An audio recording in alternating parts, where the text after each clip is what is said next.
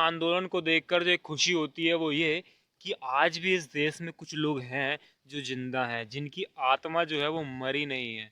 यानी कि अगर सरकार कोई गलत नियम कानून बनाती है तो उनमें क्षमता है कि वो उसका विरोध करें। वे गुलाम, मानसिक गुलाम नहीं बने हैं। वो चका मीडिया की चकाचौंध के चक्कर में नहीं पड़े हैं। मीडिया से पीछे की जो एक दुनिया है, जो मीडिया ने सरकार को ढक लिया है अपनी एक परत चढ़ाकर, कि उससे उससे पहले जो है सभी लोगों को अच्छा अच्छा दिखता है। पूरा देश जो है वो एक हर चीज़ जो है बहुत अच्छी दिखती है। तो उससे पार देखने की क्षमता वाले कुछ लोग हैं इस देश में जो आवाज़ उठा सकते हैं। अब कई लोग कह रहे हैं कि भैया पंजाब के लोगों को ही ज़्यादा दिक्कत क्यों हो रही, पंजाब के लोग ही ज़्यादा प्रदर्शन क्यों कर रहे हैं, क्यों, क्या वहाँ पे कांग्रेस की सरकार है इसलिए ज़्यादा प्रदर्शन कर रहे हैं, या फिर कैप्टन ने उनको भड़काया है, वहाँ के जो मुख्यमंत्री हैं उन्होंने उसको भड़काया है किसानों को। तो दोस्तों, पंजाब जो है ना, पंजाब एक ऐसा राज्य है हमारे देश का जिसमें सबसे ज़्यादा लोग जो हैं वो आज़ादी के आंदोलन में थे। पंजाब हमारे देश की शान है। पंजाब में ऐसे लोग हैं जो भगत सिंह जैसे लोग हमारे देश में पंजाब से ही निकलते हैं, पंजाब की पुण्य धरती से ही निकलते हैं। उधम सिंह जैसे लोग भी हमारे देश में पंजाब की धरती से ही निकलते हैं, जो ब्रिटेन में जाकर उस दुष्ट व्यक्ति को ठोक कर आते हैं। तो ये कहना कि सबसे ज़्यादा लोग पंजाब के ही क्यों हैं, तो इसमें एक बहुत बड़ी एक षड्यंत्र है सरकार का कि भैया कोई भी लोग विरोध करे तो उसको भैया देशद्रोही बता दो। यानी तो सबसे अच्छे जो हैं केवल आज मोदी जी हो गए हैं। बाकी अगर कोई भी उनके विरोध में अगर बोले तो वो या तो देशद्रोही है। कोई मुस्लिम अगर अपने हक के लिए आवाज़ उठाए तो भैया वो पाकिस्तानी है, वो आतंकवादी है। अगर कोई सिख अपने हक के लिए आवाज़ उठाए या देश के बारे में सोच करके कुछ संयुक्त रूप से अपनी आवाज़ उठाए तो वो भैया खालिस्तानी हो जाता है। कोई शहरी व्यक्ति, पढ़ा लिखा व्यक्ति अगर अपनी आवाज़ उठाए तो वो अर्बन नक्सल हो जाता है। कहने का मतलब किसी सभी वर्ग को जो है, जो भी सरकार के खिलाफ आवाज़ उठाए उसको कोई ना कोई ऐसा शब्द दे दो कि भैया उनको जो है बदनाम किया जा सके। आज जो है किसानों ने 12 तारीख को जो है भारत बंद का आह्वान दिया था। जब भारत बंद का आह्वान दिया तो सभी जो है भाजपाई और जितने भी ये ब्रेन वॉश लोग हैं, जितने भी जो जो गोदी मीडिया वाले लोग हैं, उन्होंने कहा कि भैया हम भारत बंद का विरोध करेंगे, भारत बंद नहीं होने देंगे। क्योंकि भारत बंद होने से जो है देश का कई करोड़ रुपए का नुकसान होता है एक दिन का। अब मुझे बताओ, नरेंद्र मोदी जी ने हमारे देश को कितने दिन के लिए बंद किया? 3-4 महीने के लिए बंद किया। उससे हमारे देश की जो अर्थव्यवस्था सबसे ज़्यादा नीचे गई, उससे हमारे जो देश का नुकसान हुआ उसकी भरपाई कौन करेगा? इस झूठी महामारी के नाम पर हमें घरों में कैद कर दिया, उसका हिसाब कौन देगा? कोरोना, पपीते पपीते के सैंपल भी जो है पॉजिटिव आ रहे हैं। कोका कोला का भी सैंपल हुआ ऑस्ट्रेलिया की संसद में, एक सांसद ने करके दिखाया, उसका सैंपल तक पॉजिटिव आया। तो ये जो झूठी महामारी है, जो बिल गेट्स नाम का व्यक्ति है, जिस व्यक्ति ने, जिसका टारगेट है कि दुनिया की पॉपुलेशन को कंट्रोल में रखना है। देखो, पॉपुलेशन कंट्रोल में रहनी चाहिए, पॉपुलेशन कंट्रोल एक अच्छी चीज़ है, लेकिन उसका जो तरीका है ना वो नेचुरल होना चाहिए। ऐसे नहीं कि आप लोगों को वैक्सीन ठोक ठोक करके, लोगों को बांझ बना करके, माताओं बहनों को बांझ बना करके तुम पॉपुलेशन को कंट्रोल करोगे। अब इस वैक्सीन के बारे में पता करो, इस वैक्सीन के अंदर क्या क्या मिला हुआ है, क्या क्या किस चीज़ से वैक्सीन बनती है। तो दोस्तों, जो किसान आंदोलन है, इसको देखकर बहुत बड़ी जो खुशी होती है मुझे ये कि आज भी इस देश में कुछ लोग हैं जो जिंदा है, जिनकी आत्मा मरी नहीं है। अब किसान आंदोलन जो है अपनी चरम सीमा पर है, लेकिन सरकार भी जो है पीछे हटने को तैयार नहीं है। सरकार जो है अपने रुख पर अड़ी हुई है। जो नरेंद्र मोदी और उनके मंत्रिमंडल के मंत्री हैं वो ऐसा सोच करके बैठे हैं कि भैया हमने जो कानून बना दिया वो तो सर्वोपरि है, वो तो ईश्वर का आदेश है, वो तो गलत हो ही नहीं सकता। हालांकि जो कृषि मंत्री हैं नरेंद्र सिंह तोमर, उन्होंने भी ये माना है कि कुछ गलतियां हैं जो हुई। अमित शाह ने भी ये माना कि भैया गलतियां हुई है, कि हमने तुमसे बात करनी चाहिए थी, यानी किसानों से बात करनी चाहिए थी। किसी भी विशेष वर्ग के हित में अगर कोई कानून बनाया जा रहा है, उनसे जुड़ा हुआ कोई कानून बनाया जा रहा है, तो उनके समाज से, उनके जो नेता लोग हैं या फिर उन्हीं के कुछ लोग से जो समाज से जुड़े हुए हैं उनसे बात करनी चाहिए थी ना। लेकिन नहीं, बात नहीं की गई। अध्यादेश के रूप में चुप चुप जो है कानून बना दिया गया कोरोना के काल में, जब जो है सारा देश घरों में बंद था और ये नेता लोग जो है आराम से एसीओ में बैठकर इन्होंने जो है कानून बना दिया। तो दोस्तों ये जो तानाशाही वाली चीज़ है ना, ये किसी भी देश में ना तो कभी चली है ना कभी सफल हो पाई है। जहाँ जहाँ देश में ये सब चीज़ आई हैं उस देश का केवल और केवल नुकसान हुआ है।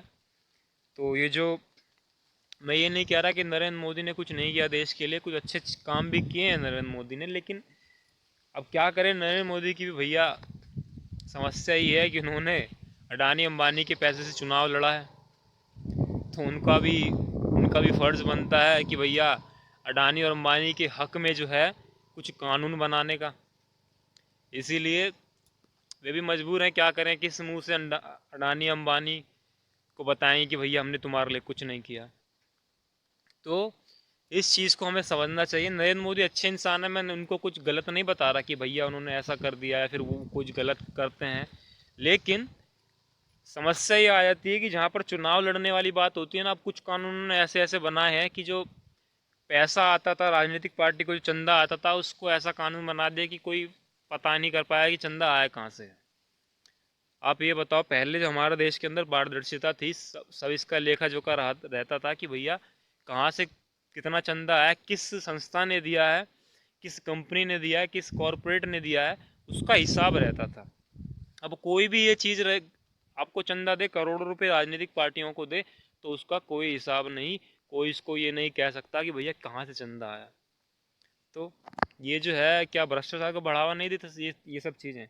आज जो है टू व्हीलर वाले जो हैं, यानी कि दो पहिया वाहन वाले जो लोग हैं, वो बेचारे इतना परेशान हैं, 500 500 का, हज़ार हज़ार का, 40 40 हज़ार का उनके ऊपर चालान ठोक रहे हैं। तो ये केवल और केवल आम लोगों को जो है परेशान करने की नीति है। और जो सरकार कहती थी ना कि हम भ्रष्टाचार मिटा देंगे, जितने ज़्यादा बड़े चालान होते हैं ना उतना ही ज़्यादा भ्रष्टाचार होता है। अब देखिए, पहले 100 रुपये का हेलमेट का चालान था, तो कोई भी व्यक्ति अगर स्वाभिमानी व्यक्ति होता था ना, तो वो कहता था कि ठीक है भैया, आप 100 रुपये का चालान काटो, मुझे पर्ची दो। लेकिन आज 500 रुपये का चालान है, तो जो वो व्यक्ति है ना, वो खुद बेचारा कहता है कि लो लो चाचा या फिर सर जी, 100 रुपये पकड़ो, हमें जाने दो। तो ये भ्रष्टाचार के कारण है, ये भ्रष्टाचार को बढ़ावा देने के जो है ना, ये कुछ बहुत ही महत्वपूर्ण कारण है। तो इसलिए जो दोपहिया वाहन है, वो तो बेचारा परेशान है ही। कई लोगों ने तो अपनी गाड़ियां फूंक दी, इतने ज़्यादा का चालान, हज़ारों का चालान है, इतनी की तो गाड़ियाँ, गाड़ी नहीं है वो। तो आज जो है उत्तर प्रदेश के मुख्यमंत्री योगी आदित्यनाथ जी, उनका बहुत सम्मान करता हूँ मैं, मानता भी बहुत अच्छे इंसान है वो, लेकिन उन्होंने कहा था जब वो आए थे जीत कर के, भैया इतने नवंबर तक हम जो है पता नहीं क्या कोई एक तिथि तय तय करी थी उन्होंने कि सारे प्रदेश की सड़कों को गड्ढा मुक्त कर देंगे। हमारे गांव में एक सड़क इतनी भयंकर रूप से, उसमें कम से कम 250 गड्ढे होंगे, और वहाँ पर आए दिन जो है ना, वहाँ पर कुछ ना कुछ दुर्घटना होती रहती है। कभी कोई बेचारा बाइक वाला गिर जाता है, कभी कोई आपस में टक्कर हो जाती है, कि बहुत बहुत बुरा हाल है भैया। तो आप दिखाते कुछ हो और करते कुछ हो, तो ये सब चीज़ें तो नहीं चलनी चाहिए। और दूसरी बात, जो मीडिया है, अब मीडिया की जो प्रथम जिम्मेदारी होती है वो स्वतंत्र पत्रकारिता करने की होती है, कि हमें जो है सच दिखाना है लोगों तक। लेकिन आज का जो मीडिया है, ज़्यादातर जो मीडिया है, बड़ा बड़ा जो बड़े बड़े मीडिया हाउस हैं, जी न्यूज़ हो गया, इंडिया टीवी हो गया, और भी लोग हैं, वे क्या करते हैं, उनको भी भैया राजनीतिक दलों से चंदा आता है, उनके पास भी पैसा आता है।